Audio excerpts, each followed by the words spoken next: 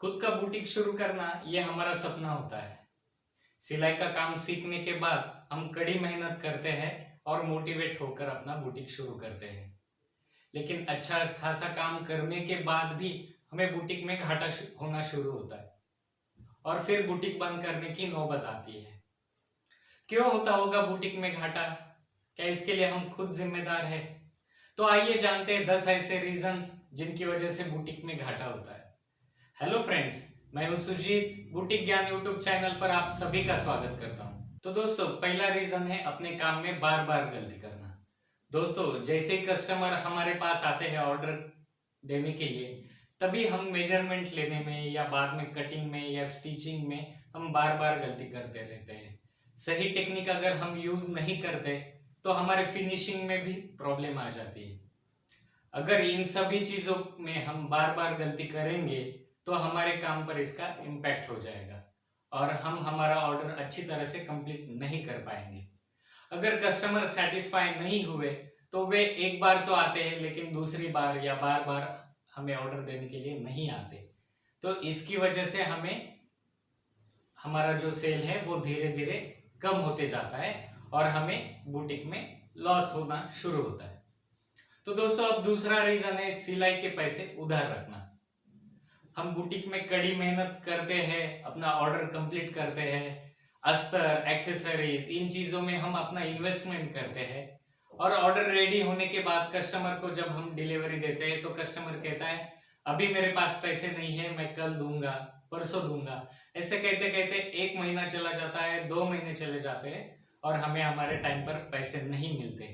अगर हमारे टाइम पर हमें पैसा नहीं मिला तो हम खर्चा कैसे निभाएंगे?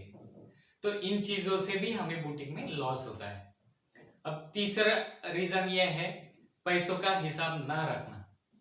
दोस्तों, हमारे पास बुटीक में कितना इनकम आता है या कितना खर्चा होता है, इसका अगर हम हिसाब नहीं रखेंगे तो हमें पता ही नहीं चलेगा कि हमें लॉस हो रहा है या प्रॉफिट हो रहा है। इसके लिए मैं आपको एक छोटा सा आइडिया दे देता हूं कि आज ही आप एक रोजमेल नाम का वही आता है या डेली कैश बुक जिसे कहते हैं, वो आप बुक आज ही परचेज कीजिए और उसमें आप लेफ्ट साइड में आपका आने वाला इनकम लिखिए और राइट साइड में आपका होने वाला खर्चा लिखिए। तो दिन के आखिरी में अगर ये दोनों का आप हिसाब लगाएंगे तो फिर आपको पता चलेगा कि आज कितना मुनाफा हुआ है या आज कितना घाटा हुआ है। तो दोस्तों, अभी चौथा रीजन है बुटीक में रेगुलर न रहना। देखिए, हम बुटीक मालिक क्या करते हैं, स्टार्टिंग में जब हम बुटीक शुरू करते हैं तो हम टाइम पर बुटीक में आते हैं या रोज हमारा बुटीक शुरू रखते हैं। लेकिन जैसे जैसे कुछ दिन चले जाते हैं तो हम अपने काम में आलस लाते हैं, तो हमारा बुटीक खोलने में हम सुबह देरी करते हैं या शाम में जल्दी बुटीक बंद कर देते हैं या कभी भी हम बुटीक को छुट्टी दे देते हैं। तो इन चीजों की वजह से आपके और हमारे कस्टमर पर इसका बैड इम्पैक्ट होगा। जब कभी कस्टमर आएंगे, उन्हें अपना बुटीक बंद दिखेगा तो वो यही कहेंगे अरे इनका तो बुटीक बार बार बंद ही रहता है, तो चलिए अब दूसरे बुटीक में जाएंगे। तो इसकी वजह से भी हमें बुटीक में लॉस हो सकता है। दोस्तों, अब पांचवा रीजन है वर्कर अपने काम में सीरियस ना होना। देखिए दोस्तों, अगर हम बुटीक मालिक ही अगर डिसिप्लिन फॉलो नहीं करेंगे तो अपने वर्कर भी डिसिप्लिन फॉलो नहीं करते।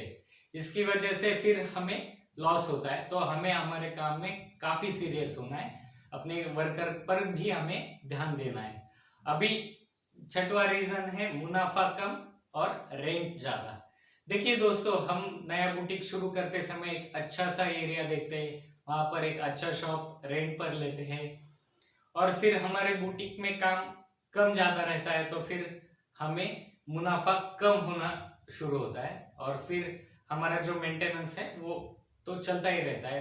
तो हमें अपने मुनाफे पे और रेंट पर ध्यान देना होगा।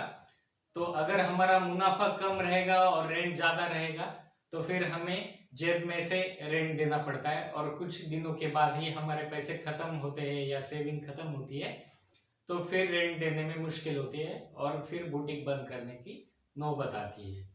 अब दोस्तों, सातवां रीजन ये है मुनाफा कम खर्चा ज्यादा।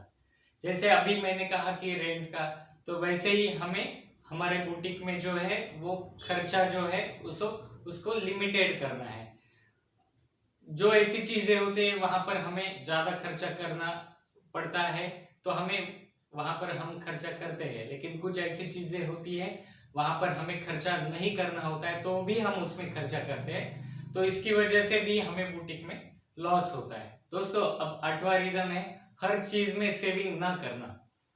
जैसे कि इलेक्ट्रिसिटी है या आपके चौक है या आपकी जो पिन्स होती है, हम क्या करते हैं हमारा काम होने के बाद इन चीजों पर ध्यान नहीं देते और जो है हमारी जो पिन्स होती है वो ऐसे ही नीचे गिर जाती है, या चौक होते हैं उसके कुछ टुकड़े बचते हैं उसे हम अच्छे से शार्प नहीं करते और उसे ऐसे ही फेंक के देते हैं। तो इन सभी चीजों को अगर हम अच्छे से रीयूज करेंगे तो हमारा जो है खर्चा वो कम होगा और हम उसे यूज करने के बाद हमारा मुनाफा लेकिन नहीं बढ़ेगा, लेकिन जो खर्चा होने वाला है वो तो कम हो जाएगा। तो ये रीजन भी होता है बुटीक में लॉस होने का। दोस्तों अब अगला रीजन है कस्टमर से अच्छी तरह से बात न करना। देखिए दोस्तों हमारे पास जो कस्टमर आने वाले हैं वो उनका जो स्वभाव है वो हर किसी का अलग अलग होगा, तो हमें हर कस्टमर से पोलाइटली ही बात करनी होगी, क्योंकि आप तो जानते हैं कस्टमर हमारे लिए भगवान होते हैं। तो हर एक कस्टमर से हमें पोलाइटली बात करना है।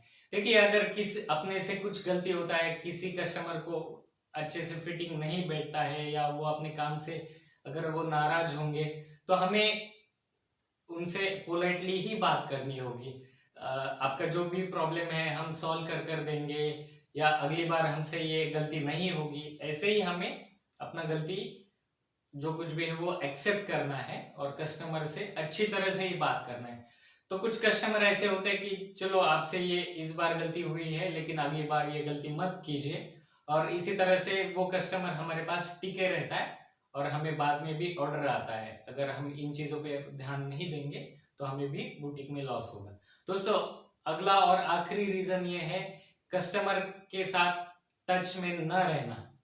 देखिए दोस्तों कुछ कस्टमर ऐसे होते हैं कि एक बार आते हैं और दूसरी बार नहीं आते, या कुछ ऐसे कस्टमर होते हैं वो एक बार आते हैं दूसरी बार आते हैं, बार बार आते रहते हैं।